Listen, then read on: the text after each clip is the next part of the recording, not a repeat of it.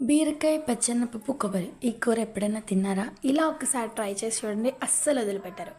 పచ్చెనపప్పును ముందుగా వాష్ చేసి పక్కన పెట్టుకోవాలి. అందులో కొంచెం వాటర్ వేసి అలాగే ఆయిల్ వేసి బాయిల్ చేసుకోవాలి. ఆయిల్ వేస్తే ఏంటంటే కొంచెం బేగా బాయిల్ అయిపోతుంది, మనకంత శ్రమ ఉండదు. అందులో కొంచెం ఆనియన్, టమాటా ఇంకా బీరకాయలు వేసుకొని కొంచెం ఉప్పు, కారం, పసుపు వేసుకొని మగ్గబెట్టుకోవాలి. అలా కొంతసేపు మగ్గే లోపల మనం కొబ్బరి ముక్కలు కట్ చేసుకొని గ్రైండ్ చేసి పెట్టుకుందాం. అవి బాయిల్ అయిన తర్వాత ఈ కొబ్బరిని అందులో వేసి బాగా మిక్స్ చేసి బాయిల్ చేసుకోవాలి.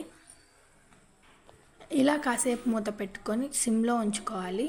ఈ లోపల మనం ఆయిల్ వేసుకొని మనం పప్పుకు పెట్టినట్టు పోపు పెట్టేసుకోవాలి.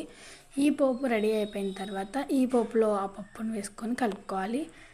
అంతే, గుమగుమలాడే కూర రెడీ. ఇది ఒక్కసారి ట్రై చేసి చూడండి, అస్సలు వదిలిపెట్టారు. ఇంకా కొబ్బరికాయ రోట్లో కూడా రుబ్బుకోవచ్చు, చాలా బాగుంటుంది. Thank you, bye bye.